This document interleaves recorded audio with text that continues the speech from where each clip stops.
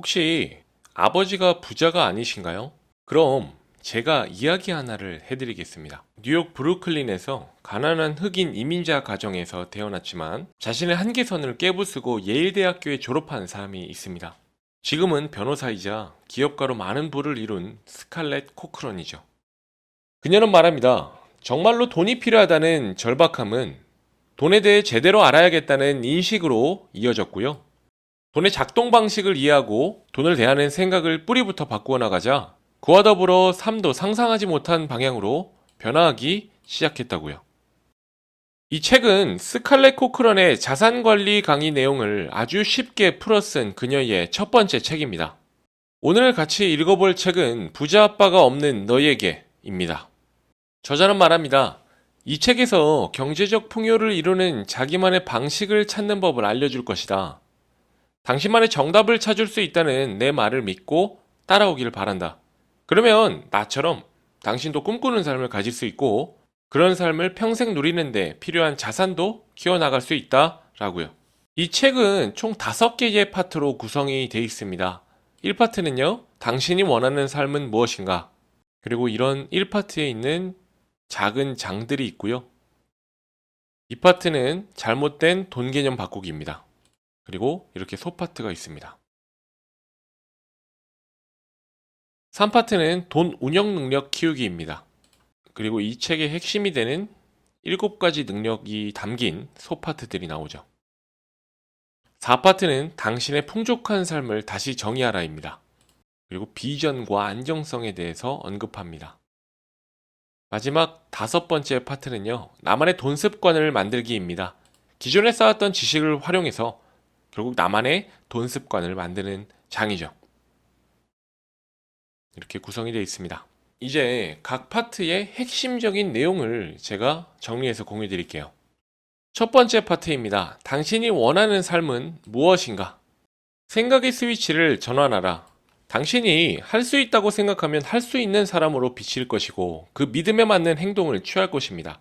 물론 당당히 행동할 수 있으려면요, 어느 정도의 실현 가능한 목표를 설정해야 하죠. 우리는 하루에도 대략 수만 개의 무의식적 사고에 휩쓸려 다니는데 그러한 무의식적 사고에 따라 우리의 생각과 행동이 결정됩니다. 만약 부정적인 무의식이 슬금슬금 나온다면 이 뿌리를 찾아 딸깍하고 스위치를 전환하는 것이 앞으로의 변화의 시작점이 되는 것이죠. 생각해보면 이 부정적인 무의식과 생각은 사실 그동안 우리의 경험에서 만들어진 것입니다. 저자의 어머니는요, 저자에게 의사 등 전문직 직업은 갖지 못한다고 말했고요. 저자의 군대 동기는 군인이라는 신분으로는 집은 절대 못 산다고 말했습니다. 우리도 주위에 무언가를 한다고 할 때 그건 어려워, 그건 못해 라고 말하는 사람들이 있죠. 주위에서 저자에게 말했습니다. 예일대에 가는 것은 불가능해. 그렇지만 결국 저자는 예일대에 합격했죠. 저자는 이때 이후로요, 한 단계 높은 성공을 이루는데 걸림돌이 되는 부정적인 생각 패턴을 계속 찾았다고 합니다. 부정적인 생각이 들면 그 뿌리를 찾는 것이죠. 곰곰이 따져보니까 깊숙이 자리 잡은 부정적인 생각의 뿌리가 전혀 근거 없는 두려움이라는 사실을 알게 되었죠. 무언가 가능하다는 걸 알고 시작하면요, 성공에 대한 중압감도 사라집니다.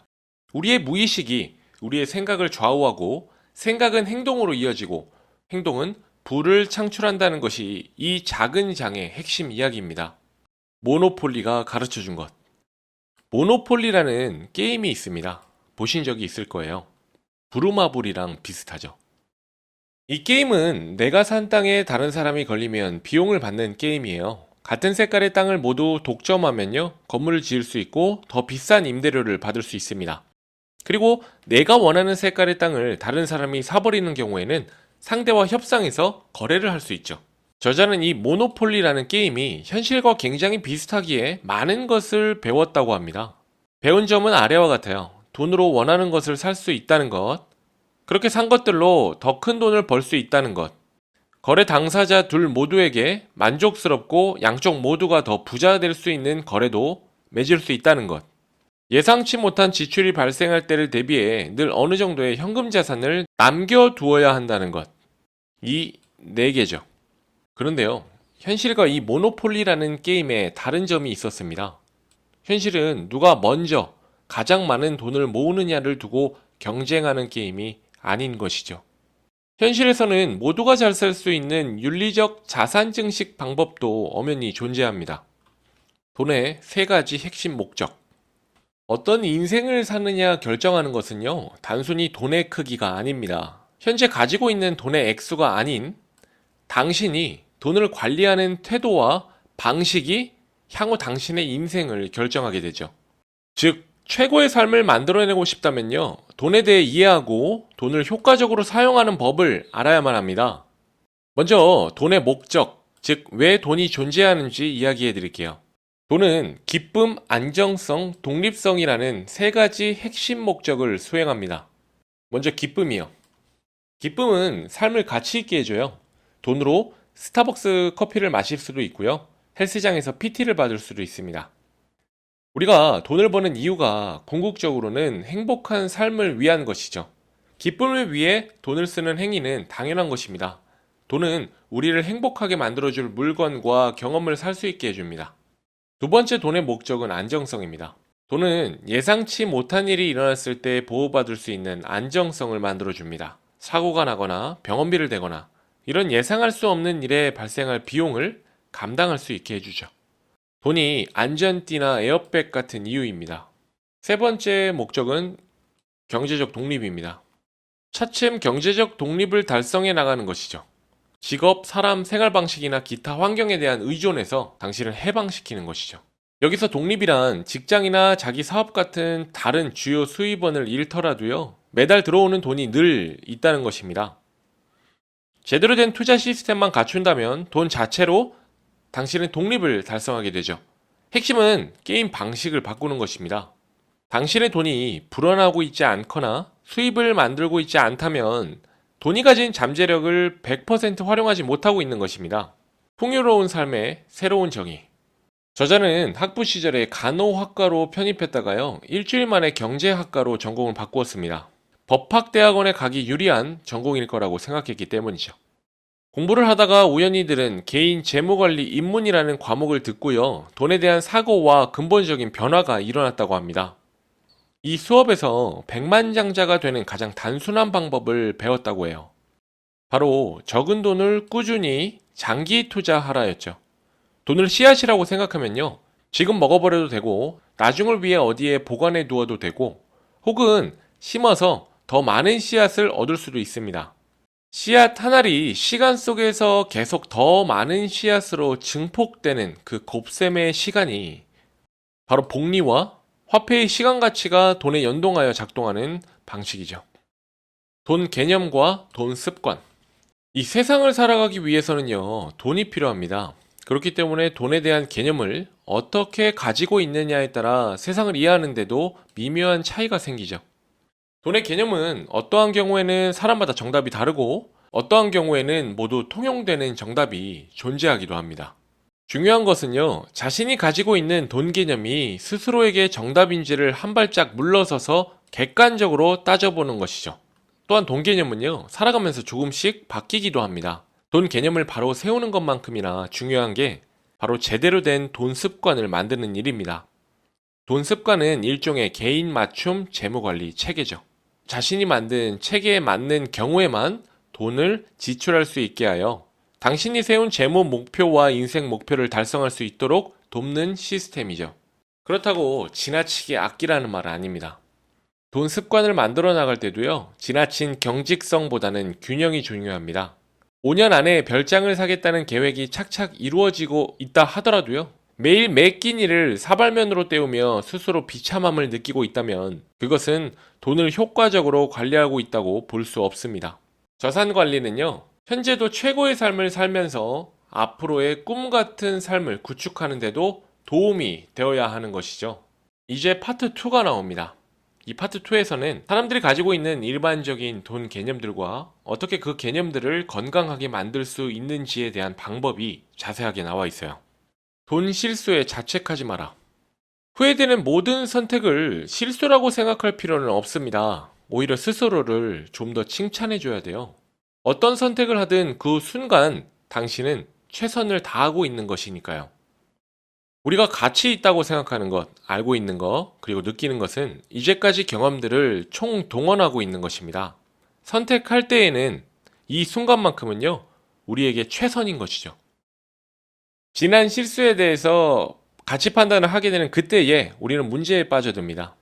이때 우리는 인생 경험이 쌓이거나 관점이 바뀌었을 수도 있어요. 아니면 선택이 가져온 결과가 이제 막 피부에 와닿기 시작했을 수도 있죠. 그래서 과거의 선택에 후회하는 것입니다. 어찌 보면 후회는 그만큼 우리가 성장을 했기 때문에 하는 것이에요. 실수했다고 움츠러들거나 자책해서는 안 됩니다. 그보다는요, 자신의 행동을 중립적으로 되돌아보려는 태도가 훨씬 유익해요. 오히려 감사하는 마음을 가져야 할 수도 있어요. 생각은 행동을 낳습니다. 우리가 돈을 관리하고 지출하는 방식을 수치심의 근원으로 이해하는 대신에요, 배우고 실험하고 탐구할 대상으로 봐야 합니다. 돈을 다 썼다고 한탄하는 대신에요, 천천히 한번 생각해 보세요. 우리는 그때 당시 그 상황에 맞는 최선의 선택을 한 것입니다. 이 단계에서 해야 할 일은, 지금 우리가 해야 할 일은 생산성 없는 자책이 아니라 당신의 지출 계획이 틀어지는 원인을 제공하는 패턴을 찾는 것이죠. 그 패턴이 어떻게 반복되는지 파악하고요, 해결할 방법을 궁리하는데 에너지 쓰는 것이 훨씬 더 생산성이 있는 일입니다. 저자의 예가 나옵니다. 법대 2년 차에 루이비통에서 $1200짜리 가방을 샀다고 해요. 거금이기에 어디든 늘 메고 다녔죠. 그런데 1년도 안 돼서 끈이 해졌다고 합니다. 수리 비용이 $800였죠. 그럼 이 소비가 실수였을까요?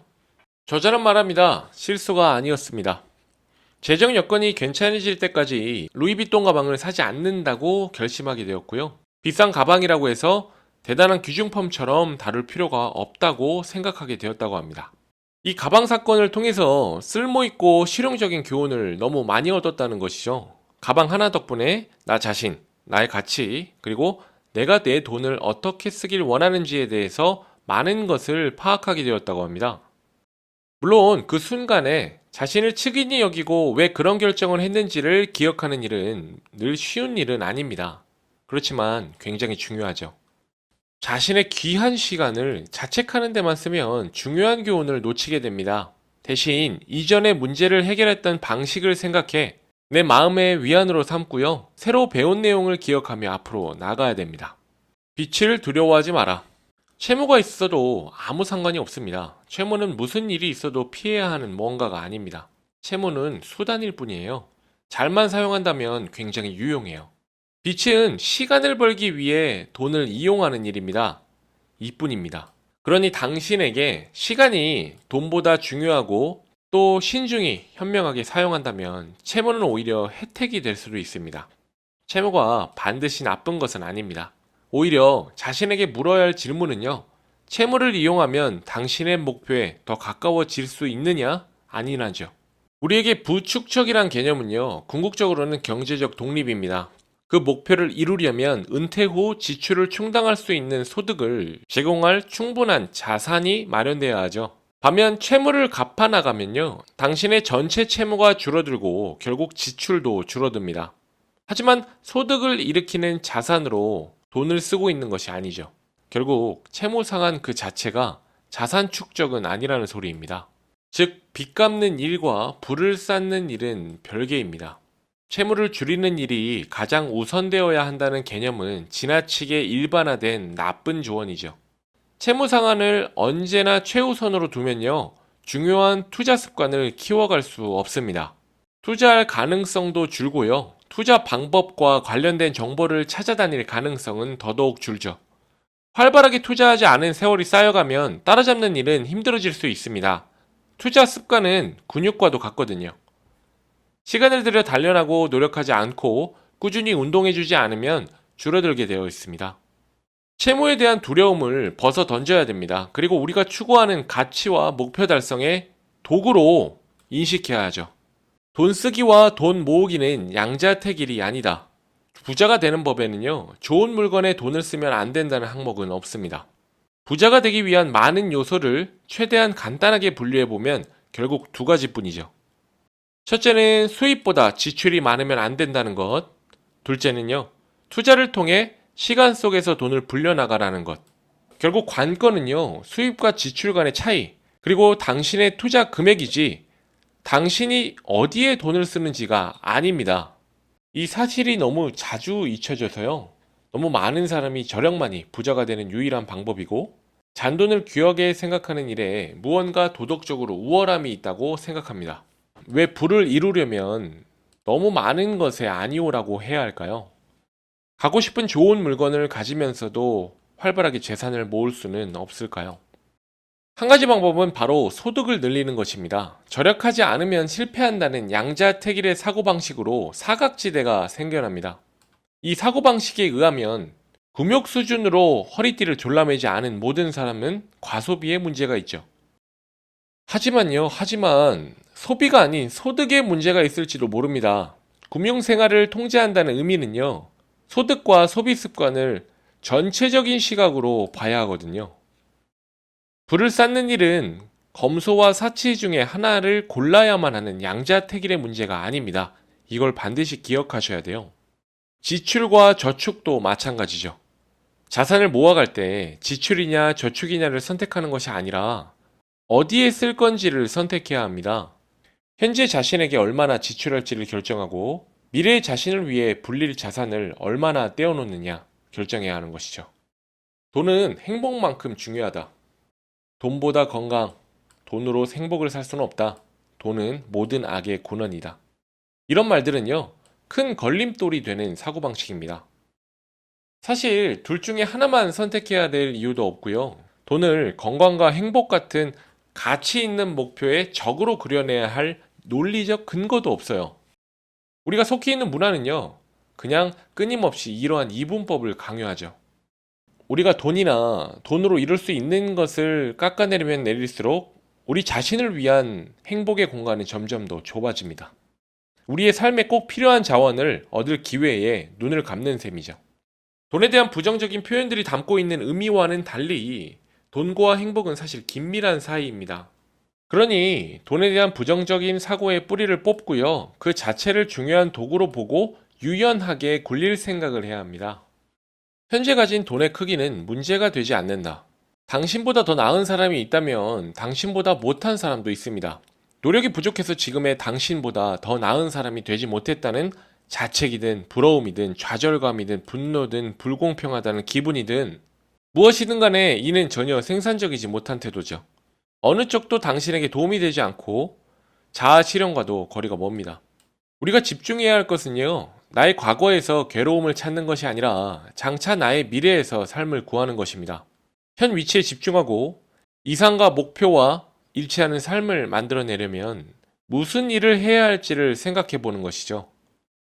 이제 결심이 있으셨다면 한 가지 더 말씀드릴게요. 당신이 갈 길과 다른 누군가의 길은 다르다는 점입니다. 다르다고 전혀 문제가 되지 않습니다. 모든 건 당신에게 달렸죠. 이런 사고를 하려면요, 최대한 탄탄하고 구체적으로 당신이 무엇을 원하는지 알고 있어야 합니다. 돈을 모으기에 너무 늦은 나이란 없다. 나이가 든다는 것은 1년마다 내 목표에 남들보다 더 빠르게 다가가고 있는 것입니다. 너무 늦었다라는 개념은 존재하지 않은 것이죠. 풍족해지려고 마음먹었다면요, 그것이 언제든 풍족해지기 위한 계획을 세우고 시작할 수 있습니다. 너무 늦었다는 부를 축적하지 않을 합당한 이유조차 되지 못합니다. 당신 자신에게 너무 늦었다고 말하는 순간 당신의 사고와 행동도 그 말에 전염돼 스스로 가능성을 모색해 보기도 전에 가능성이 닫혀버립니다. 뭘 당장 사는 게 아니라 제대로 된 돈 관리부터라도 이제부터 시작할 수 있어요. 재정적 우선순위 결정하기, 자신에게 기쁨과 의미를 주는 것들에 대해 깊이 고민하기, 가치관에 맞도록 지출을 조절하기, 이런 능력들은 나이와 상관없이 꾸준히 다듬어 나가야 됩니다. 그리고요, 부를 축적하려면 늘 전체적인 시각을 갖추고 있어야 합니다. 부축적을 가치에 기반을 둔 의사결정의 일종으로 생각하면요, 어떻게 기초를 쌓아야 할지가 더 명확하게 보입니다. 당신에게 가장 중요한 것이 무엇인지 알아보고 난 후에 당신의 돈이 당신의 그 가치를 실현할 수 있도록 만드는 것이죠. 당신의 현재 자산이나 앞으로의 기대 수입, 현재 위치는 중요하지 않습니다. 이 책의 핵심 파트입니다. 파트 3, 돈 운용 능력 키우기. 돈을 효과적으로 관리하는 능력을 타고난 사람은 없습니다. 이는 곧 돈 관리 능력은 배워서 얻은 기술이라는 말이죠.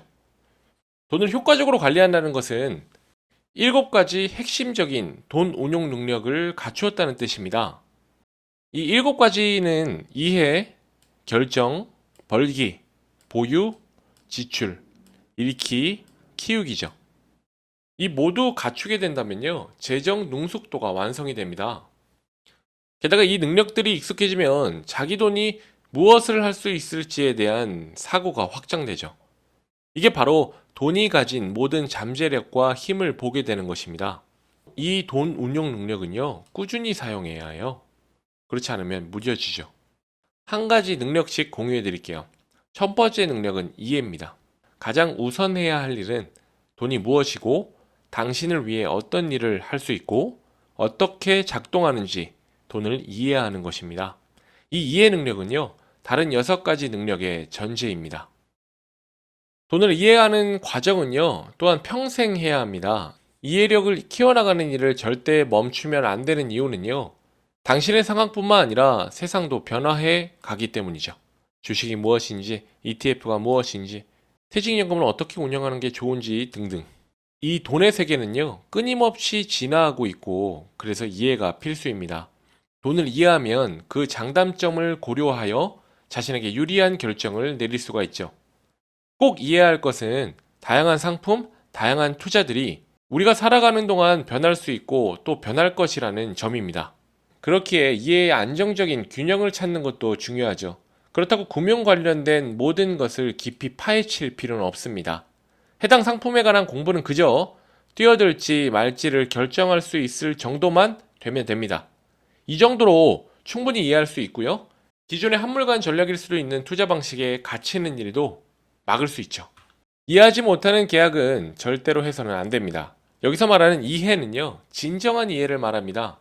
진정한 이해란 질문하는데 망설임이 없고 당신 앞에 펼쳐진 용어들에 대해 철저히 이해하는 것을 의미합니다. 결과를 짊어질 주체는 우리입니다. 늘 어떤 일에 발을 들일지를 이해하고 있어야 합니다. 두 번째 능력은 결정입니다. 돈에 관한 의사결정을 어떻게 하는지 알아야 하고요. 그런 결정을 하기 위한 체계도 필요합니다. 모든 일에는 돈이 개입되기 때문에 우리가 내리는 모든 결정은 결국 재정적 결정이죠. 하지만 그런 결정은 결코 숫자를 비교하는 선에서는 그치지 않기 때문에 자신이 무엇을 우선시하고 무엇에 가치를 두는가를 아는 것이 핵심입니다. 의도를 갖고 신중하게 결정하는 과정을 거치면요, 장차 더 큰 것을 얻으려면 어떤 선택을 할지 판단하는 것 이상으로 생각할 수 있죠. 결정 능력을 키운다는 것은요, 자신이 원하는 것과 그것을 달성할 수 있는 모든 방법을 밝혀낸 후 가장 매력적인 길을 선택하는 것입니다. 이유가 무엇이든 서두르지 말고 신중하게 선택해야 하는 것이죠. 자신의 결정 능력을 믿을 수 있다면 우리는 삶을 능동적으로 살아갈 수 있습니다. 스스로 뭘 원하는지 결정하고 난 후에 이곳에 갈 수 있는 다양한 길을 생각해보고 어느 길이 가장 매력적으로 느껴지는지 자신에게 물어봅니다. 그리고는 그 길을 갔을 때 어떤 단계를 밟아야 하고 얻을 것과 잃을 것을 마음속에 그려보는 것이죠. 결정을 내리기 전에 모든 장단점을 상상해 보는 것입니다. 이 과정을 통해 각각의 선택이 갖는 가능성을 꼼꼼히 따져볼 수도 있고요. 어떤 세부 사항들이 자기에게 중요한지를 명확히 알 수 있게 됩니다. 책에 한 가지 예가 나옵니다. 우리가 만약 호숫가 근처에 집을 산다는 결정을 했을 때, 여기서 산다는 리브입니다. 우리는 다양한 선택지가 있습니다. 실제로 살 수도 있고요, 집을. 아니면 빌릴 수도 있고요. 반은 임대해 줄 수 있고 반은 우리가 이용할 수도 있고요. 더 이제 기존에 알았던 집보다 더 비싼 집을 살 수도 있고, 아니면 우리가 알았던 호수 말고 또 호수를 끼고 있는 조금 싼 지역으로 이사 가는 방법도 있습니다. 만약에 호수가 보이는 집에 사는 모습이 어떨지 이게 생각해 봤다면요, 이제 경제적으로 우리는 어떤 준비를 할지도 요목조목 따져볼 수도 있죠. 직장에서 연봉 인상이나 상여금을 협상해 보거나요, 아니면 부업을 시작하거나 집을 사기 위해, 아니면 이직하거나요, 급여가 높은 곳으로, 아니면 차를 팔거나 그래서 보증금을 마련하거나, 아니면 집을 일단 사고 집의 일부 공간을 에어비앤비나 이벤트 룸으로 이용해서 융자를 갚아 나갈 수 있고요. 아니면 조금 더 기다리며 지금 저축하는 방법도 있죠. 결국 이런 과정을 통해서요, 우리는 가치 있는 선택을 할 수 있고 득과 실을 구체적으로 파헤쳐 봐서 불안하지도 않습니다. 모든 결정에는 얻을 것과 잃은 것이 공존하기 때문에요. 가능성을 연습하는 일은 무엇을 내주고 무엇을 받을지를 깊게 들여볼 수 있는 훌륭한 방법입니다. 득과 실에 대한 명확한 답이 있으면요, 자신에게 지금과 미래에 무엇이 중요한지에 대한 확신이 생기고 결과적으로 결정하기 위한 모든 것이 갖춰지는 것입니다. 세 번째 능력은요, 벌기입니다. 벌기. 이 능력은 돈을 버는 데 필요한 능력입니다. 어쨌든 인생에는 돈이 필요하죠. 돈을 더 벌면 선택할 수 있는 것들이 많아집니다. 가능성을 연습하고 당신의 가치를 최우선으로 둘 수 있죠. 어떤 삶을 살기를 원하는지와 상관없이요, 벌기 능력은 키울 수 있습니다. 선택은 당신에게 있다는 뜻이죠. 당신에게는 새로운 것들을 시도해보고 삶의 일부를 개선해보고 혹은 당신의 깊은 가치를 반영하여 우선순위를 바꿀 힘이 있습니다. 일부 사람들은 자신들이 버는 능력이 정해져 있다고 믿으며 이 능력을 전혀 연습하지 않습니다. 자신들이 할 수 있는 일은 저축밖에 없다며 저축을 늘리는 것을 기본으로 알죠. 하지만 더 벌 수 있는 당신의 잠재력은 무한합니다. 더 벌기 위해 다른 결정을 하면 됩니다. 가능성을 열어두면 되는 거죠. 단순히 이러면 어떨까라는 질문을 던지는 데서 돈을 더 버는 일이 시작될 수도 있습니다. 연봉 상승, 이직, 이런 직장 안에서 해결할 수도 있고요. 벌기 능력을 아예 직장 밖으로 확대해 볼 수도 있습니다. 돈 버는 능력은 당신의 통제하에 있고 거의 무한합니다. 몇 가지 능력을 고르고 가능성을 연습하고 목표와 부합하는지를 헤아려 보세요. 당신의 현재 위치가 어디든 방법을 모색하려고만 하면 당신의 벌기 능력은 그 어떤 제약도 없습니다. 네 번째 능력, 보유입니다. 돈을 갖고 있는데 익숙해져야 됩니다. 그냥 두는 것이죠. 돈을 갖고 있으면 이해와 결정 같은 다른 돈 운용 능력을 연습할 시간이 마련됩니다. 돈을 그냥 갖고만 있는 일을 힘들어하는 사람이 많습니다. 그런 사람은 늘 급하고 그 급한 기분이 낯설고 불편하다는 사실을 받아들이지 않죠. 돈을 보유하고 있는 것과 저축이 꼭 같은 개념은 아닙니다. 송금하고 어디에 저장하고 그런 개념이 아니라 보유는 당신이 생각하기에 합리적이라고 믿는 순간까지 그 돈을 쥐고 있는데 전혀 불안함이 없는 상태죠. 스스로 정한 합리적인 선에 자신이 있는 것입니다. 돈을 보유한다는 것은 바로 다음 행동에 돌입하기보다 그런 감사함을 느낄 수 있다는 것이죠. 다섯 번째 능력은 지출입니다. 쓸 줄 알아야 합니다. 자신에게 즐거움을 주는 것들에 대해 지출하는데 불편함이 없어야 합니다. 그런데 의도를 갖고 지출을 해야 하죠. 남이 원하고 생각하는 바와 상관없이 당신이 원하는 바에 맞게 지출해야 합니다. 이 능력은요, 당신이 지금 당장 원하는 삶을 구현해 주며 당신이 장차 원하는 삶의 궤도에 올려놔 주죠. 당신이 허우적거리는 대신에 중심을 잡게 해줄 능력입니다. 지출 능력은 지출 액수나 지출 빈도와 아무런 관계가 없습니다.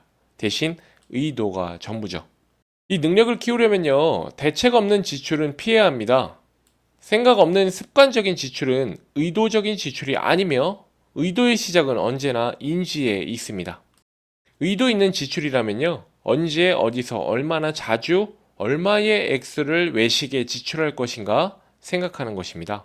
아무 생각 없이 하는 외식이 의도가 있는 지출은 아닌 것이죠.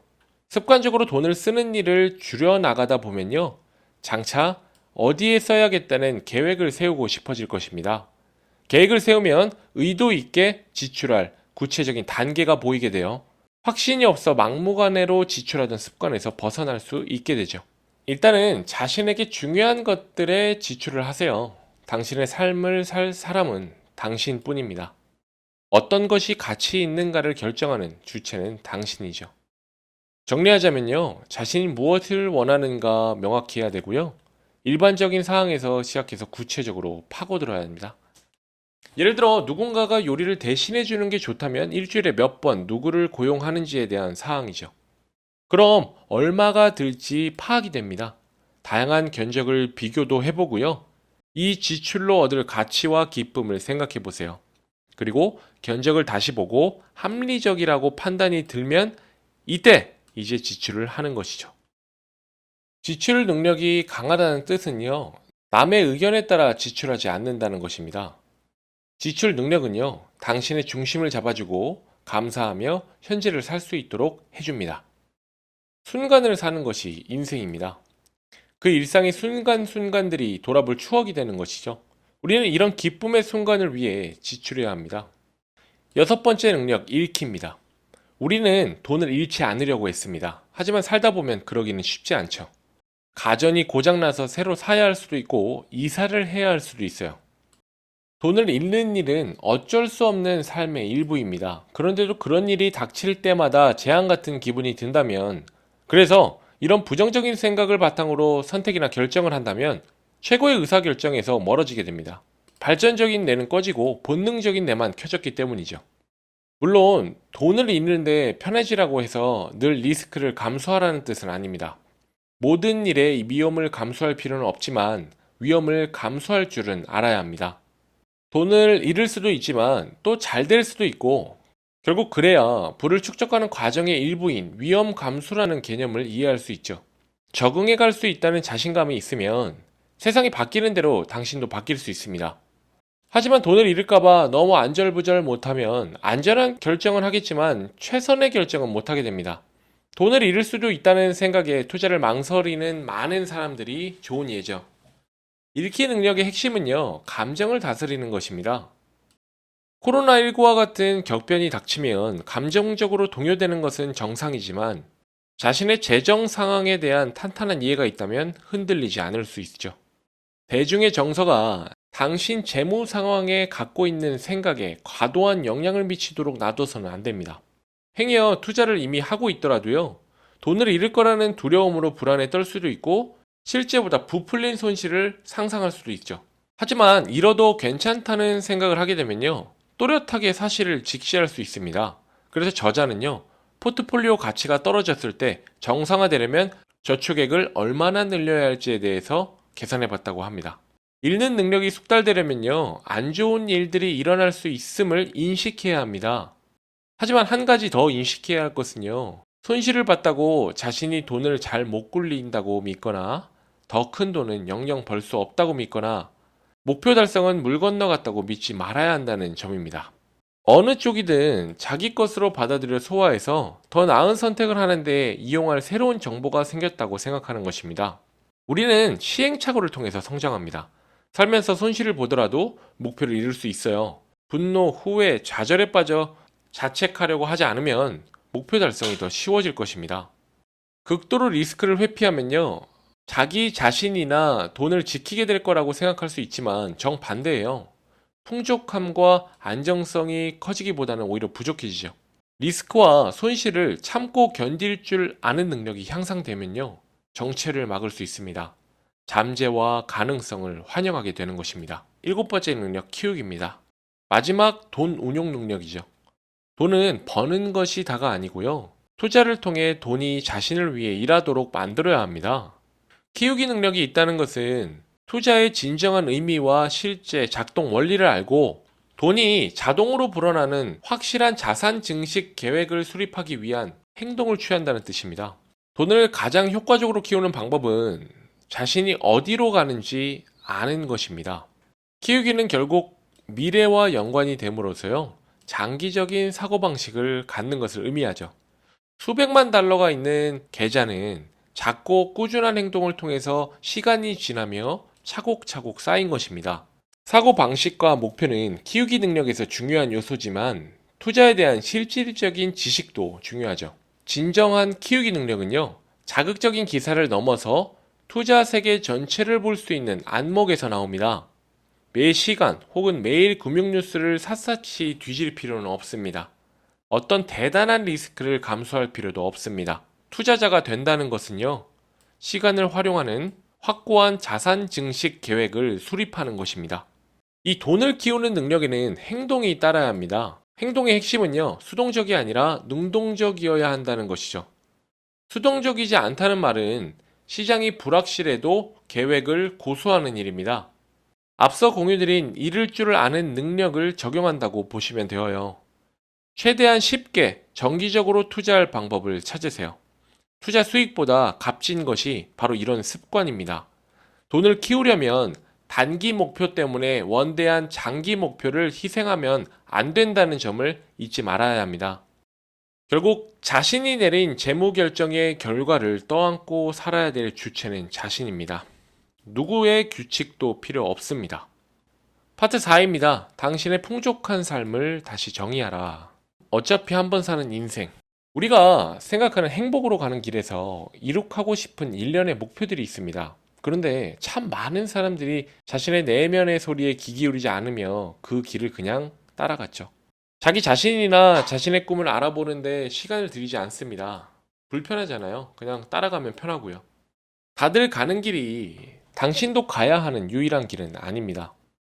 당신이 누릴 수 있는 최고의 삶으로 가는 길이 있고요. 당신만이 그 길을 갈 수 있죠. 남은 할 수도 없고 해주지도 않을 것입니다. 꿈을 이룰 가능성을 높이고 싶다면 우리는 삶을 의도적으로 설계해야 하죠. 그렇다고 늘 뭔가를 더 하고, 더 열심히 일하고, 더 분투하라는 말은 아닙니다. 당신이 원하는 멋진 삶과 장단을 맞추라는 말입니다. 매일 자신의 가치에 대한 명확함도 없이 이리저리 배회하거나 내 가치는 모른 채 남의 가치를 위해 사는 대신에 지금은 어떤 사람이 되고 싶고 또 미래에는 어떤 사람이 되고 싶다는 확신을 갖고 걸어가라는 뜻입니다. 넘어지며 배우는 일에 좀 더 편해지세요. 그 과정에서 무엇이 자신을 기쁘게 하는지도 배울 수 있습니다. 그 내면의 소리에 익숙해지고 마음 깊은 곳에서 바라는 것이 무엇인지 발견할 수도 있습니다. 저자는 말합니다. 난 당신이 어떤 길을 걷고 있든 앞에 어떤 길이 놓여 있든 그 길이 유일한 길이라고 믿지 않았으면 한다. 크고 의욕적이고 신나는 당신만의 꿈을 품어도 된다고 말해주고 싶다. 무엇이 효과적인지 아닌지를 알려주는 그 내면의 목소리를 듣기 시작했으면 좋겠다. 계획 없이 살기보단 현재와 미래를 의도적으로 계획하면 좋겠다. 어차피 한 번 사는 인생이지 않은가? 라고요. 삶은 딱 한 번뿐이고 전적으로 당신만의 것이라고 생각할 때 계획 없이 사는 것이 말이 되지 않는다는 걸 알아채게 됩니다.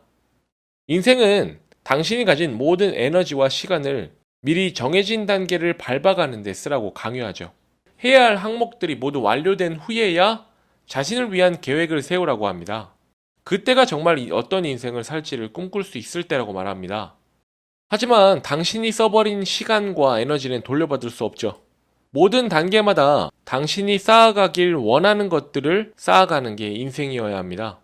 당신의 시간과 에너지는 늘 당신이 가고자 하는 곳에 더 가까워지는데 쓰여야 합니다. 인생의 모든 단계에는 그 순간만의 독특한 아름다움이 있습니다. 하지만 꿈꾸는 어떤 미래에만 집착하면요, 그런 순간을 만끽하지 못하고 놓치게 되죠. 일상에서 기쁨을 얻으면서도 앞으로 다가올 미래의 기초도 닦아가고 있어야 합니다. 우리가 사는 인생은 딱 한 번이라는 말의 의미죠. 균형을 찾으세요. 현재를 즐기고 또 미래를 준비해야 합니다. 하루하루가 당신이 당장 어떻게 살지를 의도 있게 주도할 기회입니다. 지금 풍족하게 사는 법을 배우세요. 얼마나 살지는 아무도 모릅니다. 당신이 그리는 이상적인 미래를 위해 달려가면서도 그 여행의 모든 순간을 즐길 수 있습니다. 당신 삶의 비전. 미래의 이상적인 삶의 측면을 현재의 삶에 녹여내지 못하는 이유는요, 미래에 대한 명확한 그림이 없기 때문입니다. 우리는 어릴 때와 마찬가지로 아직 자라고 있습니다. 우리에게는 아직도 어릴 적만큼 우리의 삶을 새롭고 흥미롭게 바꿔나갈 능력이 있죠. 당신이 할 수 있다고 생각하든 할 수 없다고 생각하든 그 생각은 옳다. 헨리 포드가 한 말입니다. 자신이 품은 비전이 불가능해 보인다거나 과하다라고 피하면 시작도 안 해보고 포기하는 것입니다. 방법을 모른다는 사실에 파묻혀 그릇된 믿음을 기정사실인 양 받아들이는 꼴이죠.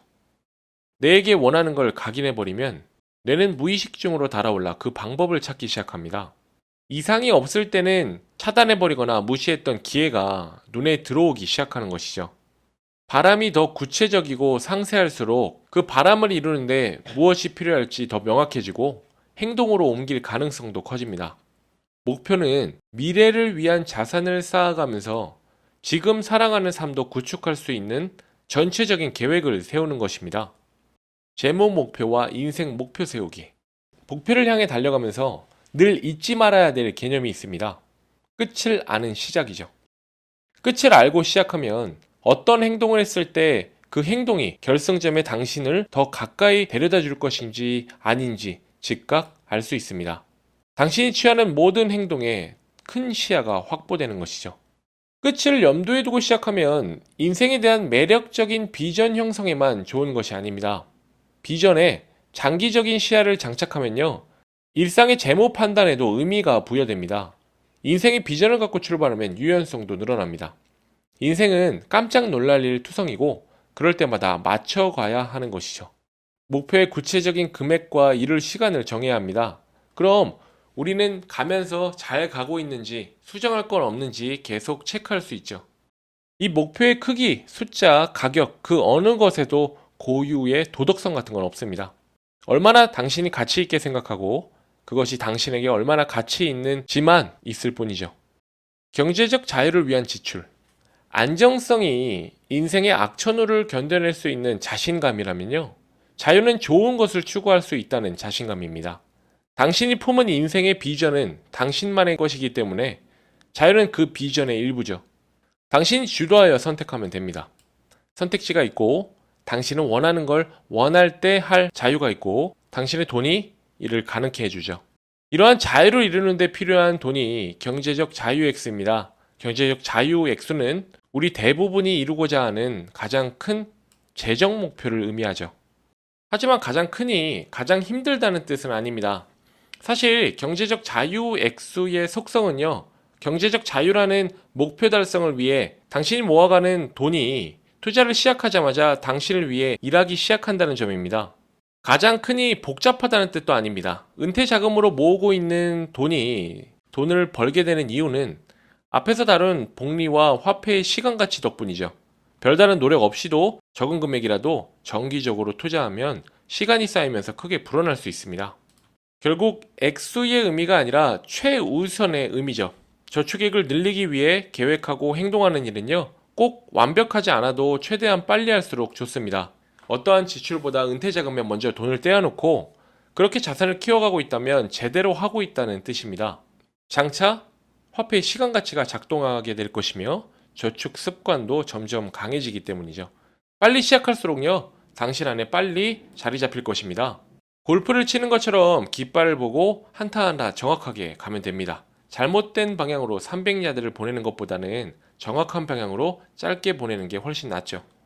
5번째 파트입니다. 나만의 돈 습관 만들기. 그동안 돈에 대한 이해를 마쳤습니다. 키워나가야 될 7가지 돈 운용 능력도 배웠죠. 현재와 미래에 모두 풍족한 삶이 어떤 의미인지에 대해서도 살펴봤습니다. 이제는 돈 습관을 만들어 가보시죠. 당신의 돈 습관. 돈 습관이란 재정을 관리하고 키우기 위해 꾸준히 해야 하는 일련의 행동을 말합니다. 목표에서 벗어나지 않기 위해 반복적으로 해야 하는 일련의 조치죠. 이 습관은 쓰면 쓸수록 커지는 근육처럼 날이 갈수록 더 쉬워질 것입니다.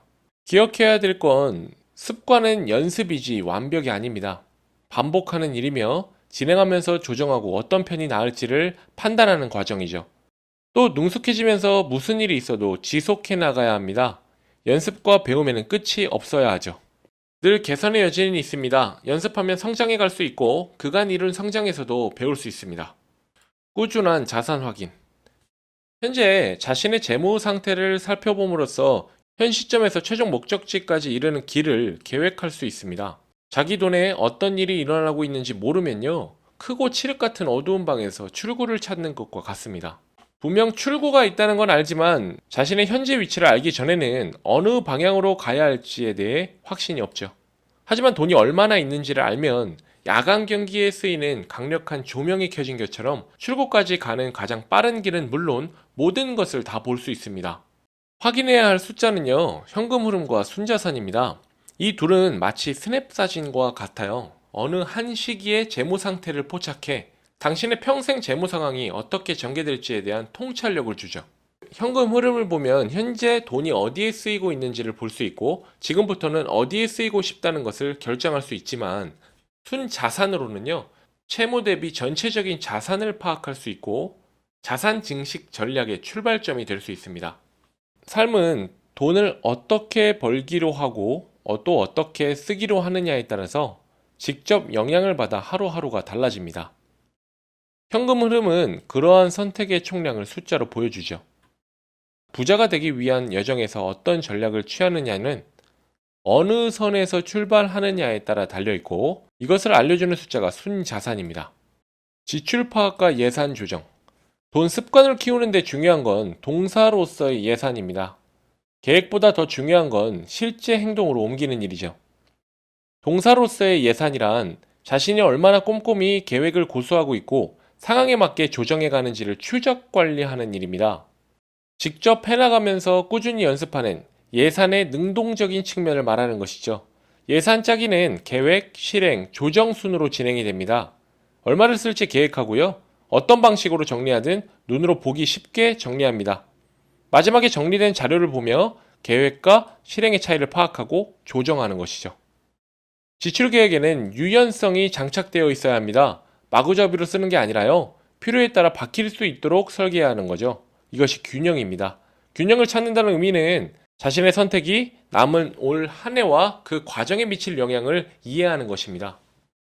채무관리. 효과적인 채무관리는 채무 상환만을 뜻하지 않습니다.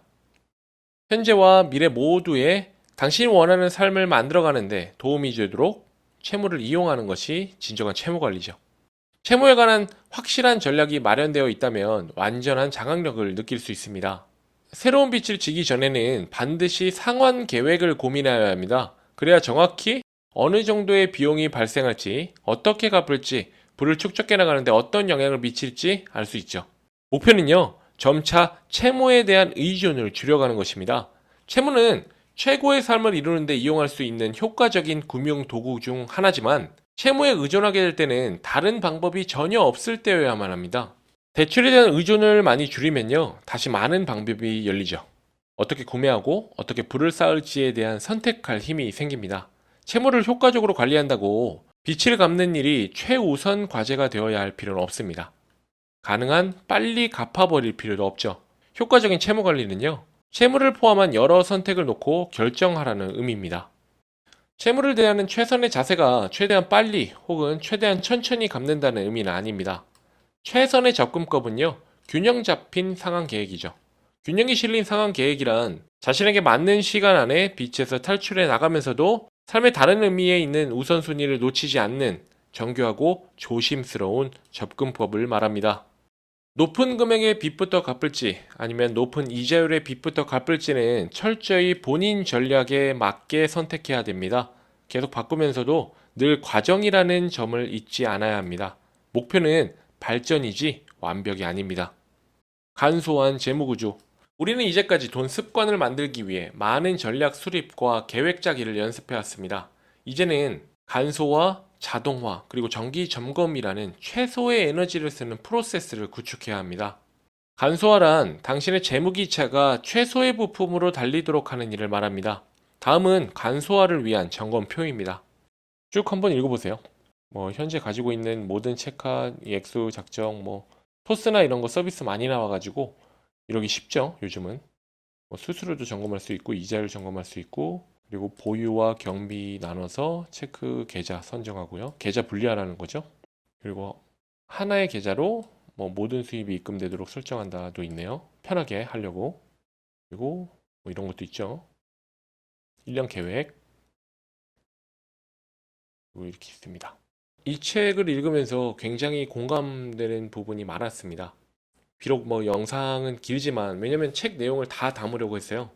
길지만 한번 천천히 보시면서, 아니면 배속을 빠르게 해도 되니까 내용만 다 익히시면 되니까 천천히 들어보시면서 여러분도 결국에 경제적 자유라는 목표를 향해 달려가고 시간적 자유를 얻기 위해 지금 노력하고 계시니까 꼭 얻으셨으면 좋겠어요. 그래서 여러분은 이제 배운 것들을 지속하고 개선해 나가면 됩니다 라고 저자는 마무리를 했고요. 앞으로도 계속 좋은 책 가지고 올 거니까 계속 제 채널 구독해 주시고 응원해 주셨으면 좋겠습니다. 긴 영상 보시느라 고생 많으셨습니다. 감사합니다.